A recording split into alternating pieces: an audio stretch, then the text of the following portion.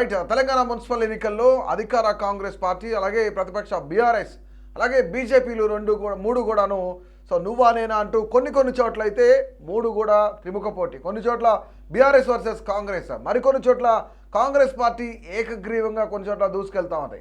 వికారాబాద్ జిల్లాలోని 4 మున్సిపాలిటీల్లో గల మొత్తం 100 వార్డులలో ఏకగ్రీవ ఎన్నికలతో కలిపి ఇప్పటి వరకు 28 వార్డుల ఫలితాలు వెల్లడయ్యాయి. ప్రకటించిన 28 వార్డులలో వివిధ పార్టీలు సాధించిన స్థానాలు మనం చూసుకున్నట్లయితే ఒక్కసారి కాంగ్రెస్ పార్టీ 28లో 13 వార్డులు గెలిచింది. అలాగే బీఆర్ఎస్ 12 వార్డులు గెలిచింది. ఇక ఎంఐఎం ఒక్క వార్డు మీద కైవసం చేసుకుంది. బీజేపీ కూడా ఒక వార్డు కైవసం చేసుకుంది. ఇక స్వతంత్ర అభ్యర్థి అంటే ఇండిపెండెంట్ మరొక వార్డుని కైవసం చేసుకోక ఇక రంగారెడ్డి జిల్లాలో ఫలితాలు వెల్లడయ్యాయి. 59 వార్డులలో కాంగ్రెస్ 24 స్థానాలను కైవసం చేసుకోగా భారత రాష్ట్ర సమితి బీఆర్ఎస్ పార్టీ చూస్తే 23 స్థానాలతో స్వల్ప తేడాతో వెనుకంజలో ఉంది. ఇక బీజేపీ 7 వార్డులలో విజయం సాధించగా స్వతంత్ర అభ్యర్థులు 5 చోట్ల గెలుపొందారు. వీటితో పాటు మరికొన్ని జిల్లాలు, మనం ఖమ్మం జిల్లా చూసుకుందాం. బ్రేకింగ్ న్యూస్ వచ్చింది. ఉమ్మడి ఖమ్మం జిల్లా వ్యాప్తంగా ఏ విధంగా కాంగ్రెస్ పార్టీ ముందంజలో ఉంది, అలాగే బీఆర్ఎస్ ఎక్కడెక్కడ ముందంజలో ఉంది, బీజేపీ ఏ విధంగా ఉందనేది మా ప్రతినిధి ఖమ్మం ప్రతినిధి గోవింద్తో మాట్లాడే ప్రయత్నం చేద్దాం. గోవింద్ గారు చెప్పండి, అసలు ఎక్కడెక్కడ కాంగ్రెస్ పార్టీ ముందంజలో ఉంది, అసలు ఏంటి పరిస్థితి ఖమ్మం జిల్లా వ్యాప్తంగా?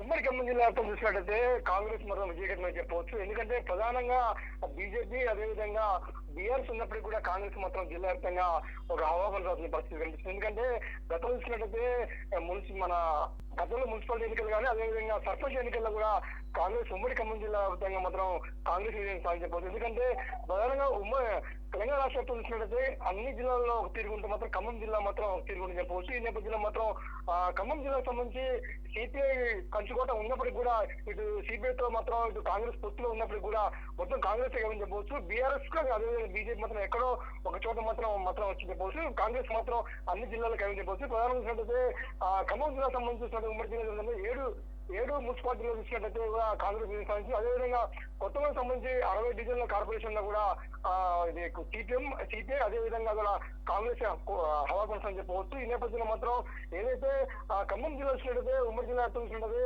ఇటు మంత్రులు ప్రధాని చూసినట్టయితే బట్టి విక్రమార్క డిప్యూటీ సీఎం, అదేవిధంగా పొంగులేటి శ్రీనివాస్ రెడ్డి రెవెన్యూ శాఖ మంత్రి, అదేవిధంగా తుమ్మల వ్యవసాయ శాఖ మంత్రి, ఈ ముగ్గురు మంత్రుల నేపథ్యంలో మాత్రం ఖమ్మం జిల్లాలో మాత్రం కాంగ్రెస్ మాత్రం హవా కొనసాగని చెప్పవచ్చు. అన్ని నియోజకవర్గాల్లో కూడా అన్ని మున్సిపాలిటీల్లో కూడా దాదాపు కాంగ్రెస్ మాత్రం కైవసం చేసుకొని చెప్పవచ్చు. రైట్. అంటే భద్రాద్రి కొత్తగూడానికి సంబంధించిన రిజల్ట్ ఏంటి అసలు? అంటే ఎవరు ముందంజలో ఉన్నారు? బీజేపీ పరిస్థితి ఏంటి అసలు? ఉమ్మడి ఖమ్మం జిల్లా వ్యాప్తంగా బీజేపీ ఏమన్నా ముందంజలో ఎక్కడైనా ఉందా? గెలిచే ఛాన్సెస్ ఉన్నాయా? ఒకటే ఒక స్థానం వచ్చింది. దాదాపు అన్ని చోట్ల కూడా కాంగ్రెస్ సీటు అని చెప్పవచ్చు. ప్రధానంగా అయితే కాంగ్రెస్ ఉమ్మడి భద్రాద్రి జిల్లా చూసుకుంటే ప్రధానంగా కొత్తగూడెం డివిజన్ లో కార్పొరేషన్ సంబంధించి 60 డివిజన్లు వచ్చినట్టయితే 20 డివిజన్లో కూడా ఇటు సిపిఐ అదేవిధంగా కాంగ్రెస్ కొనసాగుతున్న పరిస్థితి. అదేవిధంగా అశ్వరాపేట, ఇల్లందు ఈ 2 చోట్ల చూసుకుంటే కాంగ్రెస్ కొనసాగని చెప్పవచ్చు. బీఆర్ఎస్ మొత్తం ఇల్లందులో మాత్రం స్వల్పంగా 1-2 చోట్ల వచ్చి చెప్పాలి. మిగిలిన మొత్తం దాదాపు కాంగ్రెస్ చెప్పవచ్చు. రైట్. Thank you Govind. మొత్తానికి కూడా ఈ విధంగా ఖమ్మం జిల్లా వ్యాప్తంగా రిపోర్ట్ ఈ విధంగా ఉంటే తెలంగాణలో జనసేన పార్టీ అంటే సూర్యాపేటలో జనసేన విజయం సాధించింది. బ్రేకింగ్ న్యూస్ చూస్తున్నాం. నేరేడుచర్ల మున్సిపాలిటీలో జనసేన అభ్యర్థి విజయం సాధించారు. మొత్తం 15 స్థానాల్లో 9 వార్డుల్లో కాంగ్రెస్ విజయం సాధిస్తే 5 వార్డుల్లో బీఆర్ఎస్, 1 వార్డులో జనసేన విజయం సాధించింది. ఇక ముఖ్యంగా మనం చూసిన బ్రేకింగ్ న్యూస్, మరొక బ్రేకింగ్ న్యూస్, భైంసా మున్సిపాలిటీలోని 9 వార్డులలో స్వతంత్ర అభ్యర్థి తాలోడ్ 9వ వార్డులో స్వతంత్ర అభ్యర్థి తాలోడ్ రాధిక విజయం సాధించారు. ప్రస్తుతం కొనసాగుతున్న ఓట్ల లెక్కింపు ప్రక్రియలో ప్రధాన రాజకీయ పార్టీలతో పాటు కొన్ని మున్సిపాలిటీల్లో స్వతంత్ర అభ్యర్థులు కూడా తమ ఉనికిని బలంగా చాటుకుంటున్నారనే విషయాన్ని కూడా ఈ విజయం స్పష్టం చేస్తూ ఉంది. మధుర మున్సిపాలిటీలోని మొత్తం 22 వార్డులకు గాను కాంగ్రెస్ పార్టీ 10 వార్డులలో విజయం సాధించే ప్రస్తుతానికైతే. ఇక నాగర్ కర్నూలు చూద్దాం. నాగర్ కర్నూలు మున్సిపాలిటీలోని 4, 7, 10, 11, 13, 14, 19 అలాగే 22 వార్డులకు సంబంధించి ఎన్నికల అధికారులు 2వ విడత ఓట్ల లెక్కింపు అయితే ప్రారంభించారు. ముఖ్యంగా ఇబ్రహీంపట్నం మున్సిపాలిటీలోని 12వ వార్డులో బీఆర్ఎస్ అభ్యర్థి కొండిగరి త్రిలోక్ కుమార్ విజయం సాధించారు. అలాగే 2020 ఎన్నికల్లో కూడా ముఖ్యంగా బీఆర్ఎస్ ఇక్కడ 16 వార్డులను గెలుచుకుంది. షాద్ నగర్ మున్సిపాలిటీలోని 5వ వార్డుకి సంబంధించి ఎస్సీ మహిళా రిజర్వ్డ్లో కాంగ్రెస్ అభ్యర్థి సింగపాగ శిరీష విజయం సాధించారు. 2020లో జరిగిన మున్సిపల్ ఎన్నికల్లో కాంగ్రెస్ ఇక్కడ కేవలం 2 వార్డులను మాత్రమే గెలుచుకుంది. ఈసారి ఫలితాలు ఆ పార్టీకి ఆశాజనకంగా కనిపిస్తున్నాయి. ఎందుకంటే గత రిజల్ట్కి ఈ రిజల్ట్కి చూసుకున్నట్లయితే దాదాపుగా చాలా చాలా చేంజ్ వచ్చింది. అలాగే బిచ్చుకుందా మరియు ఎల్ఆర్డి మున్సిపాలిటీలో కూడా కాంగ్రెస్ అభ్యర్థులు భారీ ప్రభావం చూపిస్తూ ఉన్నారు. అక్కడ మున్సిపల్ స్థానాలను కైవసం చేసుకోవడమే కాకుండా జిల్లాలో తమ పట్టును మరింత బలోపేతం చేసుకున్నారు. ఈ 2 మున్సిపాలిటీల్లోనూ బీఆర్ఎస్ భారత రాష్ట్ర సమితి భారీ ఎదురుదెబ్బ తగిలింది. ఇక ఇది కామారెడ్డి రాజకీయాల్లో ఒక ప్రధాన మార్పుగా నిలుస్తూ ఉంది. ముఖ్యంగా మహబూబ్ నగర్ జిల్లా దేవరకద్ర మున్సిపాలిటీలోనే మొత్తం 12 వార్డులకు సంబంధించిన ఫలితాలు వెలువడ్డాయి. ఇందులో కాంగ్రెస్ పార్టీ స్పష్టమైన మెజార్టీని సాధించింది. రైట్, ఇక ఉమ్మడి నిజామాబాద్ జిల్లాకు సంబంధించి పూర్తిగా అటు అక్కడ అసలు ఏ విధంగా ఉంది, గ్రౌండ్ రియాలిటీ ఏంటి అనేది తెలంగాణ బ్యూరో చీఫ్ శ్రీనివాస్తో లైన్లో అందుబాటులో ఉన్నారు. సో శ్రీనివాస్ చెప్పండి, అసలు ఉమ్మడి నిజామాబాద్ జిల్లా పరిస్థితి ఏంటి అసలు? ఉమ్మడి నిజామాబాద్ జిల్లాకు సంబంధించి ఒకసారి చూసుకుంటే మొత్తం నిజామాబాద్ సంబంధించి 60 కార్పొరేషన్ ఇది. నిజామాబాద్ ఒక కార్పొరేషన్ తో పాటు ఉమ్మడి జిల్లాలో 7 మున్సిపాలిటీలు ఉన్నాయి. ఈ 7 మున్సిపాలిటీలకు సంబంధించి ఇప్పటికే 4 మున్సిపాలిటీలకు సంబంధించినటువంటి రిజల్ట్స్ వచ్చినాయి. ముఖ్యంగా బాన్స్వాడ కాంగ్రెస్ కాంగ్రెస్ ఖాతాలోకి వెళ్ళిపోయిందని చెప్పొచ్చు. బాన్స్వాడతో పాటు ఇక్కడ భీమ్గల్ కావచ్చు, బిచ్కుందా, ఈ 3 ఇప్పటికే కాంగ్రెస్ ఖాతాలో విజయం సాధించినట్టు చెప్తా ఉన్నారు. ఓవరాల్ గా చూసుకున్నట్టయితే ఏదైతే కాంగ్రెస్ సంబంధించినటువంటి గాలి జిల్లాలో ఎక్కువ సైతం వీస్తున్నట్టుగా చెప్పొచ్చు. ఇప్పటికే కామారెడ్డిలో మాత్రం బీజేపీ హవా కొనసాగుతుంది. ఇప్పటికే కామారెడ్డికి సంబంధించి మొత్తం 49 వార్డులు ఉంటే కాంగ్రెస్ 4 వార్డులు సొంతం చేసుకున్నాయి. బీజేపీ అక్కడ ఆధిత్యంగా కనిపిస్తా ఉంది. 8 సంబంధించినటువంటి వార్డులు విజయం సాధించింది. బీఆర్ఎస్ ఓవరాల్ గా జిల్లాలో చూస్తే బీఆర్ఎస్ 2వ స్థానం లేదా 3వ స్థానం అని చెప్పొచ్చు. ఓవరాల్ గా ఇప్పటి వరకు మొత్తం నిజామాబాద్ సంబంధించి 714 మంది క్యాండిడేట్లు, 164 మొత్తం డివిజన్స్ కార్పొరేషన్ కావచ్చు, మున్సిపాలిటీ సంబంధించి 146 సంబంధించినటువంటి డివిజన్లు ఉన్నాయి. దీనికి సంబంధించి సిబ్బంది 200 మంది సిబ్బందితో పెద్ద మొత్తంలో అయితే ఏర్పాట్లు చేశారు.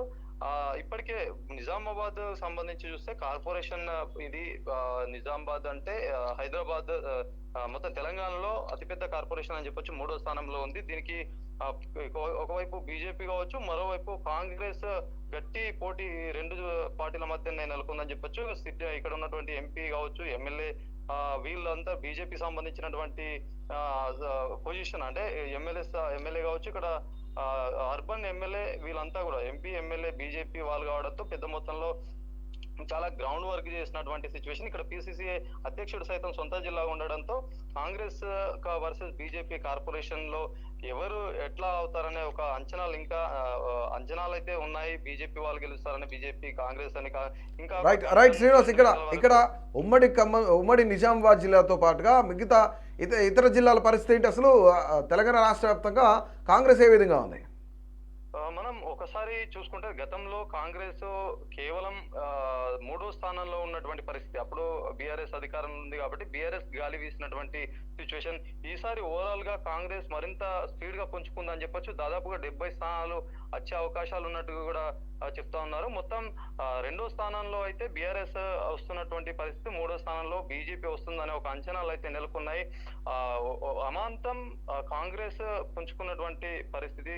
కేవలం 5 స్థానాల్లో ఉన్నటువంటి గతంలో కాంగ్రెస్ ఈసారి 70 స్థానాల వరకు ఎగబాకుతుందంటే దీనికి అంతా కూడా అధికారంలో ఉన్నటువంటి కాంగ్రెస్ చాలా మట్టుకు ప్రభావం చూపిస్తుందని చెప్పేసి చెప్తున్నటువంటి సిచ్యువేషన్. ఇక్కడ మొత్తం మనం చాలా మట్టుకు ప్రస్తుతం ఈ నిజామాబాద్ కావచ్చు, ఈ తెలంగాణకు సంబంధించినటువంటి ఒక బైన్సా అనేది ఒక హిందూ వర్సెస్ ముస్లిం అన్నట్టుగా కొనసాగుతున్నటువంటి సిచ్యువేషన్ ఉంటుంది. ఎప్పుడు అక్కడ ఏ ఇష్యూ జరిగినా కూడా బైన్సా కేంద్రంగా జరుగుతుంది. అక్కడ బైన్సాలో గతంలో అల్లర్లు సైతం జరిగినటువంటి సిచ్యువేషన్. ఈ బైన్సా ఈసారి మొత్తం ఎంఐఎం కు పెద్ద మొత్తంలో అక్కడ ఎంఐఎం కావచ్చు, ఇతర ఇండిపెండెంట్లకే పెద్ద మొత్తంలో అయితే ఇప్పటి వరకు వాళ్ళు గెలుచుకున్నటువంటి సిచ్యువేషన్. బీజేపీ ఇప్పటి వరకు అక్కడ బోని అయితే కొనసాగలేదు. మరి కౌంటింగ్ సంబంధించి ఇప్పటికే నడుస్తా ఉంది. మరి ఇప్పటికే ఒకవైపు స్వతంత్రులు 8, ఎంఐఎం సంబంధించి 9 అయితే ఇప్పటి వరకు వార్డులు గెలుచుకున్నటువంటి సిచ్యువేషన్. మరి అది చాలా ఆసక్తికరంగా నెలకొంది. దీంతో పాటు నిజామాబాద్ సైతం కూడా చాలా ఆసక్తిగా నెలకొన్నటువంటి సిచ్యువేషన్ అని చెప్పి. Right, thank you Srinivas. So అది ఓవరాల్గా చూసుకున్నట్లయితే మహబూబ్ నగర్ జిల్లాకు సంబంధించి దేవరకద్ర మున్సిపాలిటీలోని మొత్తం 12 వార్డులకు సంబంధించిన ఫలితాలు వెలువడ్డాయి. ఇందులో కాంగ్రెస్ పార్టీ స్పష్టమైన మెజార్టీని సాధించింది. అయితే కాంగ్రెస్ ఇక్కడ చూసుకున్నట్టయితే 6 స్థానాల్లో, బీఆర్ఎస్ 4 స్థానాల్లో, బీజేపీ 1 స్థానానికే పరిమితం అయింది. ఇక స్వతంత్ర అభ్యర్థి మరొక స్థానంలో ఉన్నారు. ఇక షాద్ నగర్ బ్రేకింగ్ న్యూస్ చూద్దాం. మున్సిపాలిటీలోని 5 వార్డులు అంటే ఎస్సీ మహిళ 5వ వార్డులో ఎస్సీ మహిళ రిజర్వ్డ్ కాంగ్రెస్ అభ్యర్థి సింగపాక శిరీష విజయం సాధించారు. 2020లో కూడా జరిగిన మున్సిపల్ ఎన్నికల్లో కాంగ్రెస్ ఇక్కడ కేవలం 2 వార్డులను మాత్రమే గెలుచుకుంది. ఈసారి ఫలితాలు ఆ పార్టీకి ఆశాజనకంగా కనిపిస్తున్నాయి. నాగర్ కర్నూలు వార్డుల్లో ఫలితాలు చూసినట్లయితే మొత్తం 21 వార్డులకు సంబంధించి కాంగ్రెస్ అభ్యర్థి 21 వార్డులకు సంబంధించి పడిగా శంకర్ 48 ఓట్ల స్వల్ప తేడాతో విజయం సాధించారు. ఇక 6వ వార్డుకు సంబంధించి కాంగ్రెస్ అభ్యర్థి మక్కపల్లి శ్రీనివాస్ 94 ఓట్ల మెజార్టీతో గెలుపొందారు. 1వ వార్డుకు సంబంధించి బీఆర్ఎస్ అభ్యర్థి చట్టమోని అర్జునయ్య 475 ఓట్ల భారీ మెజార్టీతో ఘన విజయం సాధించారు. ఇక 2వ వార్డుకు సంబంధించి చూసినట్లయితే బీఆర్ఎస్ అభ్యర్థి తిమాజీపేట పాండు 82 ఓట్ల తేడాతో విజయం సాధించారు. సో ముఖ్యంగా తెలంగాణ రాష్ట్ర వ్యాప్తంగా చాలా చోట్ల కాంగ్రెస్ తన హవా కొనసాగిస్తూ ఉంది. కొన్ని చోట్ల బీజేపీ అసలు ఖాతా తెరవని పరిస్థితి కూడా ఉంది. ఇక బ్రేకింగ్ చూద్దాం.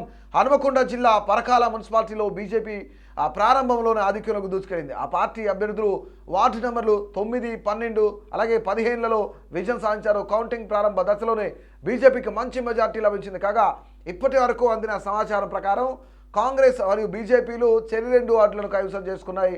దీనిని బట్టి అక్కడ పోటీ అత్యంత ఉత్కంఠభరితంగా సాగుతుందని తెలుస్తుంది. సో ముఖ్యంగా రాష్ట్ర వ్యాప్తంగా 116 మున్సిపాలిటీలు మనం చూసినట్లయితే దాదాపుగా 79 మున్సిపాలిటీల్లో కాంగ్రెస్ పార్టీ మెజార్టీ సాధిస్తూ ఉంది. మెజార్టీతో ముందుకు దూసుకెళ్తా ఉంది. ముఖ్యంగా నేరేడుచర్ల మున్సిపాలిటీలో జనసేన అభ్యర్థి విజయం సాధించారు. ముఖ్యంగా సూర్యాపేటలో జనసేన ఖాతా తెరిచింది. అలాగే తెలుగుదేశం పార్టీ కూడా మదిరలో ఖాతా తెరిచింది. 1 వార్డులో మహిళ గెలిచింది. అలాగే 36 మున్సిపాలిటీలో హస్తం పార్టీ పూర్తిగా ఇప్పటి వరకు విజయం సాధించింది. 36 మున్సిపాలిటీలు కూడా కాంగ్రెస్ పార్టీ హస్తగతం చేసుకుంది. అలాగే మనకు 79 మొత్తం ఓవరాల్గా చూసుకున్నట్టయితే 79 మున్సిపాలిటీల్లో ఆధిక్యంలో ఉంది. సో ఇది ఓవరాల్గా ప్రస్తుతానికి ఈ సమయానికి ఉన్న గ్రౌండ్ రియాలిటీ ఏదైతే గ్రౌండ్ రిపోర్ట్ అయితే ఇది. సో రానున్న మరికొద్ది సేపట్లో రిజల్ట్ కూడా ఎండ్ అయ్యే అవకాశం ఉంది. కాబట్టి ఈరోజు సాయంత్రానికి రిజల్ట్ ఎండ్ అవుతుంది. అంటే మొత్తంగా తెలంగాణ మున్సిపల్ పోరులో ఏ పార్టీ అత్యధిక మెజార్టీ స్థానాలను గెలుచుకోబోతుంది అనేది మీ అభిప్రాయాన్ని తెలియజేయండి.